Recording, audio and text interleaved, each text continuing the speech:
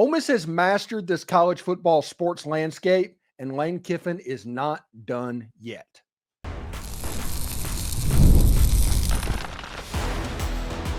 You are Locked On Ole Miss, your daily podcast on the Ole Miss Rebels. Part of the Locked On Podcast Network, your team every day. Welcome to the Locked On Ole Miss podcast, the most watched Ole Miss podcast around. I am your host, Steven Willis, a 10-year veteran member of the national media and a former Ole Miss staff member. Today's show, we talked to Jake Crain from Crain and Company on the Daily Wire Podcast Network about the new era of college football and how it's impacting Ole Miss and the entire sport as chaos continues to reign. Jake breaks down how Lane Kiffin not only has embraced the chaos, but used it to keep Ole Miss in the national conversation for 4 straight years. We dive into what could potentially hold Ole Miss back, explore the proposed playoff model as well that is making the rounds. Remember, we're free and available on all the podcast apps and on YouTube. Thanks for making Locked On Ole Miss your first listen every day, and a special hello to the insiders and everydayers who make this show what it is. And don't forget to check out a second listen on the network.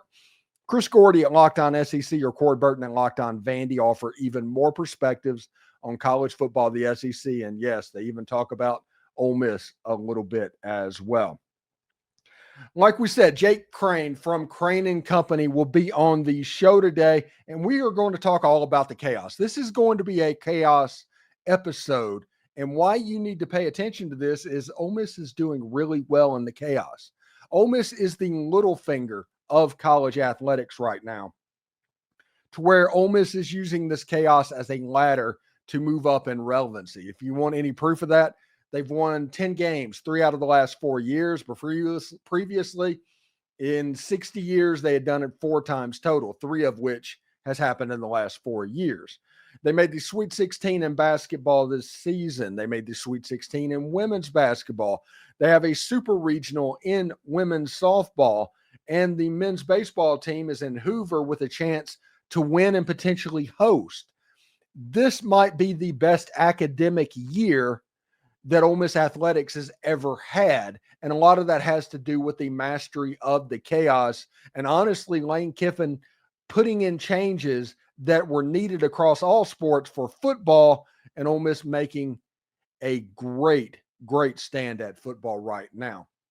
Listen, this year is going to be fantastic, and Lane Kiffin is absolutely the perfect person for this chaos landscape of college football. In fact, if the House settlement goes through to where they lock down collectives and NIL payments like they plan to do so, that would harm Ole Miss, because Walker Jones and the Grove Collective are very important to what Ole Miss does as an institution. But anyway, before we get started anymore, I do want to say thank you to Jake for coming on the show, and let's go directly to him and start talking about chaos as a ladder, college football in 2025. Let's go. Jake Crain from Crain and Company on the Daily Wire Podcast Network joins us to talk a little bit about this. And Jake, we might as well just go ahead and get started with it. I think Lane Kiffin is absolutely the perfect coach in college football for all of the chaos that is around the sport at the moment. Well, first on, Steven, thanks for having me. We were thinking about you after you were going through your surgery. Glad to see you're doing well, man. We were praying for you and excited to be on with you and talking some football.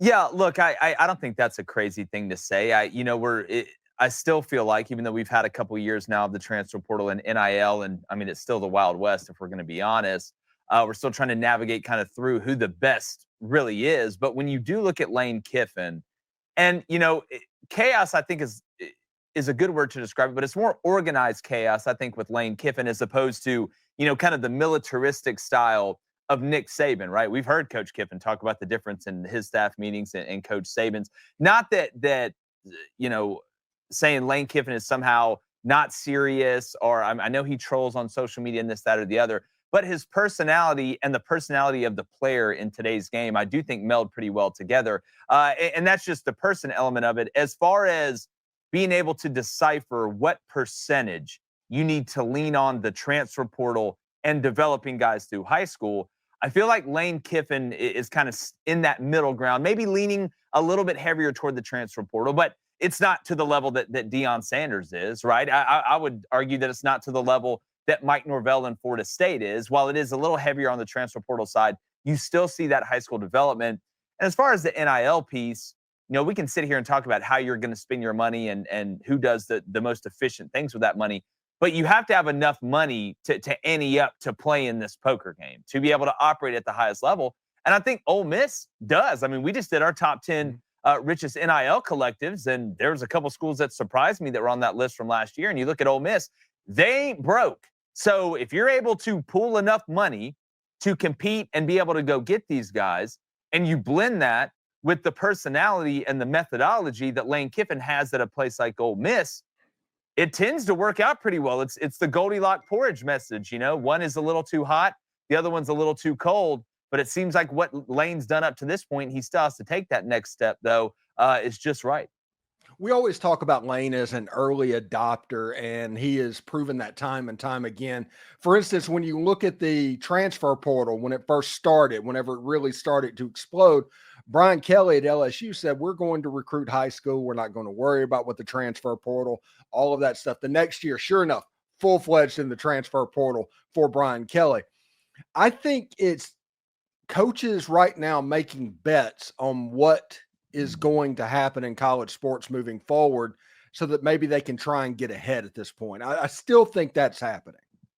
Oh, without a doubt. I mean, it's a moving target. Again, it's still the Wild West. Now, we'll see where it goes with the House settlement, even though there's no collective bargaining, or will you get an executive order that has anti-Trump exemption or anti-trust exemptions? I know, we're looking at the commission with Nick Saban. I'll say this, though, and it's something that Ross Dellinger reported last night, and I've continued to say it. To me, one of the easiest ways to fix this is to say, okay, guys, we're going to break off to this Super League. We know that we're going to do it. We pretty much have it right now. We know who would be in it. If you, just like when you sign your letter of intent to go play for a school that's a part of the NCAA, this letter of intent says that you will adhere by these rules. You are not able to sue us in court if you sign this paper, which people will still try and sue you. They'll always try and sue you over anything. But to sign this, now you're officially in. I think that would take a lot of the problems away. And now we're seeing that, or at least it's being reported on. And I think that's a good way to go about it. But yeah, if you're not evolving, you're dissolving. Saying something's one thing, doing something and acting on it is another. And in the Wild Wild West, you better have your gun ready at all times, whether you're in the saloon or walking around the street. So these coaches that'll sit, look at Dabo Swinney. Like, you can say all you want, but at the end of the day, if you're McDonald's, you can't just worry about the French fries and say, screw the burgers. You got to worry about the fries and the burgers as this target continues to move. But once we have some structure, not a semblance of structure, Stephen, actual structure, well, then as a coach or somebody that's a GM that's in one of these positions, well, now I can really put out a plan that I feel like should be our identity or our ideology as a program, and we can stick to it. But when it always moves, you have to be malleable. It's like that in play calling, it's like that in scheme, and it's like that in the society that we live in now in college athletics. And when we come back, I'm going to talk to Jake about the coming change that is coming to college football, because it is going to happen. So we'll talk about the playoff situation next. Stick around. The NBA playoffs are in full swing. Every night delivers highlight-worthy performance, total momentum shifts, and can't miss moments. Whether it's a game-winning shot or a breakout player, there's never been a better time to get on the action. FanDuel makes it easy to stay in the game before tip-off and live. With player props, performance trends, same-game parlays, fans have more ways than ever to play smart and win big. If we're going to change to Major League Baseball for a second, Spencer Torkelson is turning into that 1-1 type player that was expected by the Detroit Tigers. And Javi Baez right now is the story of the early part of the Major League season. Maybe break out a same-game parlay on these two, or my Detroit Tigers as a whole, who lead baseball in wins. They might be a tie at right now, but or you can stick with basketball for some hot playoff action. Also, Ole Miss is currently sitting at an over-under of 8.5 wins in football this season, if that is your jam. If you're new to FanDuel, it's a perfect time to sign up. Head to FanDuel.com and place your first $5 bet. If that bet wins, you'll get $200 in bonus bets. Make every moment more with FanDuel. It's an official sports betting partner of the NBA. All right, Jake. I love the automatic qualifier system in college football. I am all for it. I am all in. And it's not that I'm not for the, hey, just seed everybody 1 through 16 and make that happen. That perfect scenario, yes, that is a better plan. But the reason I love this plan is it would allow 9 SEC games. So you get Georgia State off the schedule. It allows a Big Ten SEC Alliance game, a 10th Power 5 game or Power 4 game against a Big Ten school. That'll take a Georgia Southern off the schedule. This is the first chance that the regular season actually has put the fans first with what they want to see, and what they don't want to see are these low-level games. Well, Steven, just before I can answer that, I just need to ask you for specificity. Are you for the automatic qualifiers the way we have it right now, where if you win your conference championship game, you're automatically in? Are you like the 4 per conference? See, I like the automatic qualifier as a conference championship game winner. I think that keeps the relevancy of the conference championship game there. Now, I wasn't a fan of you automatically get a bye if you're in one of the top 4 conferences and you win the conference championship game. I think you should automatically qualify, and sometimes that'll happen by itself. I mean, you look at Oregon. You win the Big Ten, you have the year that you had, you're going to be the number 1 overall seed anyway and get a bye. I don't think you should get the automatic qualifier and the bye. And I'm for the top 4 conferences, right? Regardless of who those are, if you win that conference championship game, you are automatically in the college football playoff. That can span from a dominant season to somebody like Clemson who had to do it to get in, but not the bye. Where I have a problem with the multiple automatic qualifiers for conferences, like the proposed 16-team playoff now with 4 from the SEC and 4 from the Big Ten and 2 from the ACC and from the Big 12, is I don't, as a fan first, as a lover of college football first, and I get that Greg Sankey he works at the pleasure of the presidents for the SEC. Of course, he wants as many SEC teams as possible. And there's same thing with Tony Petitti in the Big Ten. But as a lover of college football, I don't want any more automatic qualifiers than that conference championship game winner, because I want to truly try and find the best teams out there to put them in. Now, we can argue about who those teams are at the end and strength of schedule or this, that, and the other. But when you preordain an amount of spots for each conference, to me, that waters down the regular season somewhat. Not that it won't be exciting at the end. I thought it was exciting last year, and we can get to them eliminating a regular season game once we get to a 16-team playoff, which I think is going to happen. Every year the conferences are different, right? Some years the SEC is different, the Big Ten, the ACC, the Big 12. I'm not saying the SEC isn't the best from top to bottom, but I don't like preordained. That's why I wouldn't want it in the NCAA basketball tournament. I wouldn't want them to come out and say, all right, well, we at least got to have 6 teams from the ACC. No. You have your automatic qualifiers that win the conference tournament, and then it's at large bids for everybody else, because the goal is to try and get the best teams there, not preordain a spot from conferences. That's just my opinion. Well, this, in my opinion, would actually put the emphasis on the conferences and return to the regular season, because you don't have to worry about qualifying for the playoff. Is it going to water down the playoff?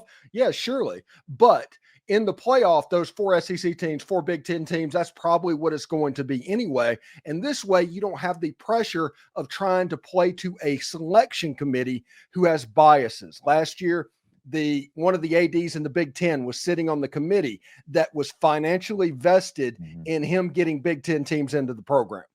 And so we can eliminate that level of corruption. Again, the perfect system would rank them 1 through 16, do the BCS method, and just let them play it out. But that's not on the table. It's like a little girl in an apartment in New York City that wants a pony. She probably really wants it, but she's not going to get a pony because there's nowhere to put it. That is where we are in this playoff situation.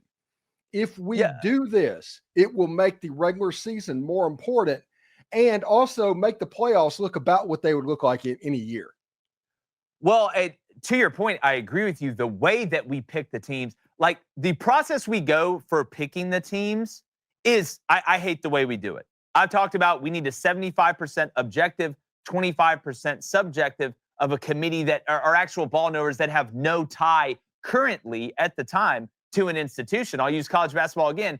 North Carolina had no business getting in the NCAA tournament last year. I mean, hell, Ole Miss, y'all beat them half to death. Now, you scared me at the end, let them come back a little bit, but y'all beat them to death. Bubba Cunningham, who, wasn't in the room as the head of the committee, gets a $100,000 bonus. I am not arguing with you. I'm agreeing with you that the committees are poorly put together and they're corrupt. And the way we pick the teams, I don't think it's the best way to do it. That argument is separate than the how should we go about preordaining teams from certain conferences to be in the college football playoff. We could kill two birds with one stone. We could keep the automatic qualifier for the conference championship game winner of one of the Power 4 conferences and actually put together a formula and a methodology to pick the teams in the right way and not have to give 4 spots to each conference. I mean, look at how many teams the SEC got in last year, right? We had the argument about the 9-3 teams at the end. I understand Ole Miss is pissed off about not getting in there. I would say you got to beat Kentucky at home, and I think y'all would agree with me on that one. But at the end of the day, I think we can have both. But we have a problem with each. And so since we have a problem with each, we're changing one and still leaving another problem with the way that we pick the teams. So we agree there. I just know the ever-shifting sands of the way this sport works, just like you guys do, and saying, all right, even before we play a game, well, this amount of teams from this conference has to get in, this amount from this has to get in. I just don't like doing it that way. Yeah, I like the idea of the conference championship day, to where the 3 plays the number 6 for a playoff bid, where the 4 plays the 5 for a playoff bid. And then you have the conference championship game. I think that day would be some of the greatest theater outside of the first weekend of March Madness. Oh, no, it'd get a ton of views. But Steven, is a point I've been raising for the past 3 years. And I haven't heard anybody else talk about this, but I truly believe this would happen. I would love to have an extra game. As a fan, as a lover of the sport, as somebody who does a lot of content with college football, that would be great for me, right? That'd be great for us. But how can we sit here and on one hand have this argument that we always see for player safety, CTE, brain injuries? Let's change the way the game is played because we need to make it safer for the players. But then also, hey, we're going to add 6 more games. Like we saw this argument in the NFL with the players when they wanted to add a game to the end of the regular season. I don't think those two things can exist. So what I'm worried about is them coming out and saying, all right, here's what we're going to do. We're going to go to this 16-team playoff, which would add more games for more teams. And then we're going to have these 3 versus 6 and 4 versus 5s, conference championship day, as you say.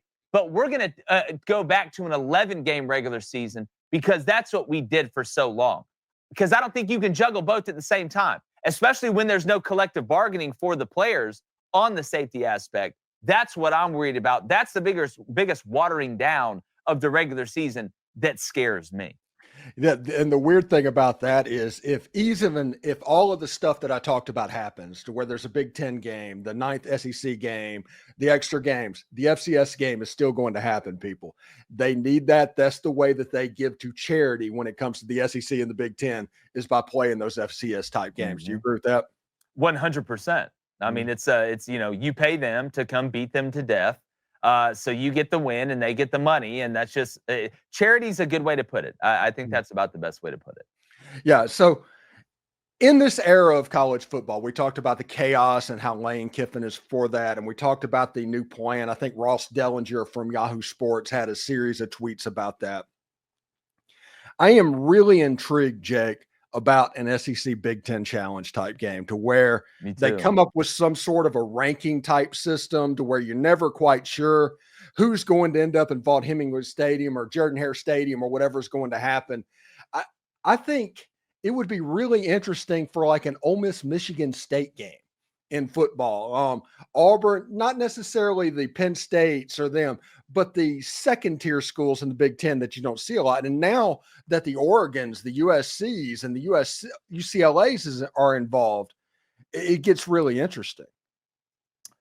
Yeah, well, I agree with you. I would love to see that. I love it when we do it in college basketball. I obviously know the difference between a basketball regular season and a football regular season. You're playing less games and it's tougher. I would love if they just did it at random, right? If they would say, all right, we're going to have this amount of games. Half the teams from the SEC are going to host the game. Half the teams from the Big Ten are going to host the game. And we're going to randomly draw who plays who. Now, the question after that becomes, is it a 2-year deal? Is it if Ole Miss plays Oregon at Oregon the first year, does Oregon then come to Ole Miss the next year? Or do we just say, okay, we're going to flip-flop the host teams and the road teams and redraw to see who they play?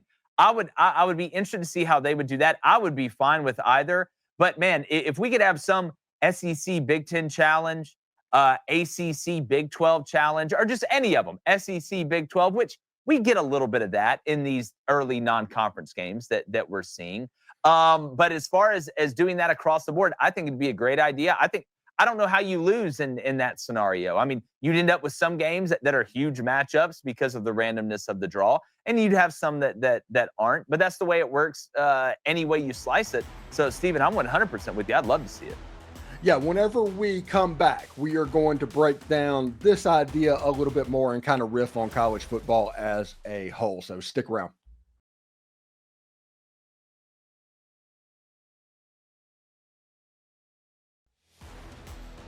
All right, Jake, this is what I'm thinking, and you were really close to where my mind is on this SEC Big Ten Challenge.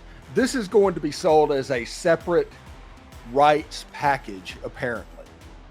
So Fox and ESPN or whoever's going to be involved, maybe TNT, if we're going to be honest about it, because they're trying to buy up everything in sports right now. But what if in May or whichever month, there's just the opening game on the schedule that says Big Ten SEC Challenge. In May, they have a made-for-TV event to where they announce the matchups before the SEC schedule for the next year comes out, to where whichever network is doing it talks about Ohio State traveling to LSU. I mean, that would make massive numbers. I don't know the time frame for all of the travel that's involved because there are several time zones in play now, but that would be miraculous TV. That would be fantastic. No. Yeah, well, first off, Steven, we both know geography doesn't matter, and you can just point to Stanford and Cal being the Atlantic Coast Conference. Which they should not be allowed to charge money for tuition whenever you are Stanford and Cal saying you're in the Atlantic Coast Conference. Yeah. Palo Alto in the Atlantic Coast Conference, really, I don't think Magellan would be too thrilled about that. No, I mean, I think it'd be great. Like, how would that be bad? Like, how would that suck? How would people be like, oh, no, I don't want that. Now, you need to do it before Media Day, because I think it would add to another big story at the Media Days, which is very doable. But I mean, look at where we're at right now. I mean, you're telling me that if next Saturday there was going to be an hour-long special with the reveal of the SEC Big Ten Challenge and the ACC Big 12 Challenge, hell, you may want to split it into 2 episodes. Do one on one Saturday of 2 conferences and another with the other 2 on the next. That would be amazing, right? Because, we're trying to fill that void during talking season. That's plenty of time for you to get the travel plans ready, right? For the people that do that, the director of ops, the travel coordinators, that's plenty of time to get the film, to be able to prepare your team for it. Because again, at the end of the day, during fall camp, you may be putting some things in methodically in the beginning, especially the way it's divvied out now. But you really get into game planning and going through that a week and a half, 2 weeks. Sometimes, if you're playing a cupcake, they wait until the week of the game to really start going through the scouting report and stuff like that at practice. So you got plenty of time to do all you need to do. So what do you think is actually going to happen? Not what you want to happen, not what's best for college football. What do you think is going to happen? I think the rich are going to get richer. It's just like everything in life. Not that, look, I'm from SEC country. I'm from Lee County, Alabama. You'll never see me getting upset about the SEC getting the advantage, that SEC privilege. But I think we're going to go to a 16-team playoff. I think you're going to get the 4 automatic qualifiers from the Big Ten and the SEC, and then the 2 from the ACC and the Big 12, because that's what the SEC and the Big Ten want. And that's what the people who understand who makes the most money want. That's the way it's going to work. It's the way it works in business. It's the way it works in college athletics, which is just one huge business, one big way to make money. I think they're going to try and get every ounce of juice out of the squeeze.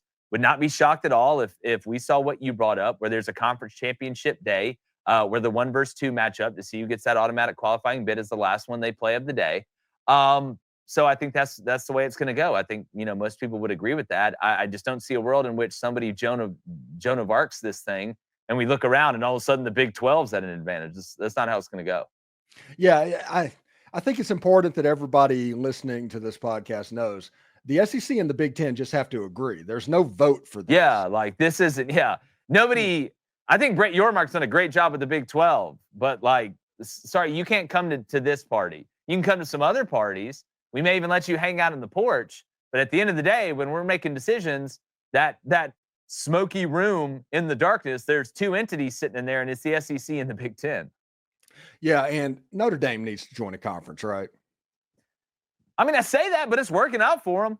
Mm-hmm. I mean, it's you talk about the prettiest girl at the dance right now, and when this, what I'm interested to see though is eventually they're going to be forced into it because we're going to this Super League, and I think it's going to be split into two sides. So they're going to have to join one of the sides. I mean, they just did a deal with Clemson for what, 12 years to basically play from like 2028 to 2040 or whatever. Eventually they're going to be forced to do it, but right now, why? You're going to the playoff. I mean, hell, look what happened last year. It's not hurting you. So we can all want them to. I think they should, but turns out that they may have been right to just hold out on this thing. Yeah, and I think the next step in this, because you talk about the two-team Super League, is not a breakaway of the SEC and the Big Ten. It's a breakaway of the lower tier conferences, so to speak. So the Big 12 and the ACC kind of coalesce around the G5, and they create their own league. See, I think it's going to be the Power Four as we know it that gets sent into the Super League, right? I think it's going to be a combination or an absorption, whether you want to call it the SEC or the Big Ten. I don't think they're going to change the names, but the ACC and the Big 12 will be absorbed into that Super League. But the question to me, Steven, becomes, I think there's some teams that are quote unquote Power Four that should be Group of Five, and there's some teams that are Group of Five that should be Power Four. So you mean to tell me that Wake Forest should be in over Memphis? I don't think that. I don't think that. I think we need to go and kind of relook and redraw the lines of some teams that need to be, that have the capability to be in that power conference. And there's some teams that should not be Power Four teams that are. Yeah, it's a race against time right now for South Florida, because once their new stadium gets built, that is a potential juggernaut being built in Tampa right now. For sure. Somebody give me why is Boston College so much more attractive than what South Florida is? The answer is they're not. So if the goal is to make the most money, because we all know that's the goal for them at the end of the day, it's what these TV networks want. It's what the presidents want. It's what the heavy hitters in this want. Why would you not take the best prospects possible and put them in that Super League? I mean, you look at a team like Houston now that has joined the Big 12. They deserve to be there. I can make a great argument for Houston. I can make a great argument for UCF. I can make a great argument for USF. There's a lot of teams in the Power Four that I don't think should be there. So that's what I'm interested to see when it comes down to it. Is there does somebody get relegated and does somebody get promoted? And it is a race against time, because you want to be in that musical chairs. You don't want the music to stop and you not have a place to sit. You'd rather be sitting in the chair. Jake Crain from Crain and Company. Tell everybody how to catch your stuff, man. Look, it's really easy. We're on pretty much every platform, audio and video. Just Google Crain and Company, Crain and Company. Got talking a ton of college football, as well as what's going on in the sports world. And if you like this show, you're probably going to like ours. I'm a big Austin Simmons guy too, so we're going to be talking a lot of Ole Miss. I'm very intrigued with this team and this schedule. Yesterday, I did a show they did the tiers of the quarterback rooms of the top 136 teams in college football. They put Ole Miss in tier 5. In tier 5. Look, I get that the sample size has not been a lot, right? So we're projecting. We're truly projecting. But what blows my mind is, and we do know more about Arch Manning than we do about Austin Simmons. We've seen a little bit more. What blows my mind, though, is that some people are willing to say Arch Manning, top 5 quarterback already with that small of a sample size, but then Austin Simmons just gets pushed off into tier 5. I'm wondering, where is that differentiate? Where is that gap that you've seen so much where you're like, oh, yeah, the tiers are just drastically different? But we know how this works.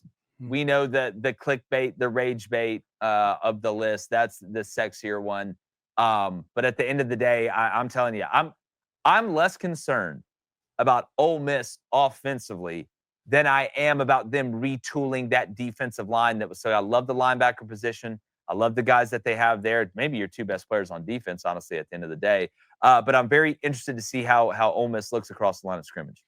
Well, defensive line, I have no doubts. They recruited very well there. And the secondary is where I'm concerned. I need to see them to new show out in guys. the secondary. Yeah, a lot of portal. I mean, you got Sage, you got the kid from Washington State, right? Some guys that have some experience. Playing together is a different thing. I'm going to be interested to see how much Pete is going to put in early with those new guys playing against each other. I know you go through practice, but the game's different. But as far as the D-line, though, I know Ole Miss fans know this. I don't think a lot of people outside of Ole Miss know this, how dominant that defensive line was last year.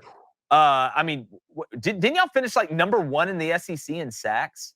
Something like that? In the country. Yeah, like it's one thing to be good. It's another thing to be that good. So like the drop-off can be somewhat big and y'all still be good. But to me, that's how you rise all the way up. It's not the flash and the sizzle offensively. It's that blended with being really good on the line of scrimmage. And y'all got after the quarterback last year, and you protected the quarterback last year. And those two things going hand in hand, that's how you get yourself in a position to make a college football playoff. Can you recreate that? We'll see how it goes. Yeah, it's a big year for Suntaran Perkins. That's period. Undersized, but he can go get it, buddy. Yeah, he's a very good player. He reminds me of a defensive end that Virginia Tech had back in the late 90s. I forget his name right offhand, but he was like 220 pounds. And he was just absolute hell. But thank you. Yeah, thank you very much, Jake, and we'll have you back on again, man. Steven, appreciate it, buddy. Always a pleasure to come on, and look forward to seeing you here in a couple weeks at SC Media Days.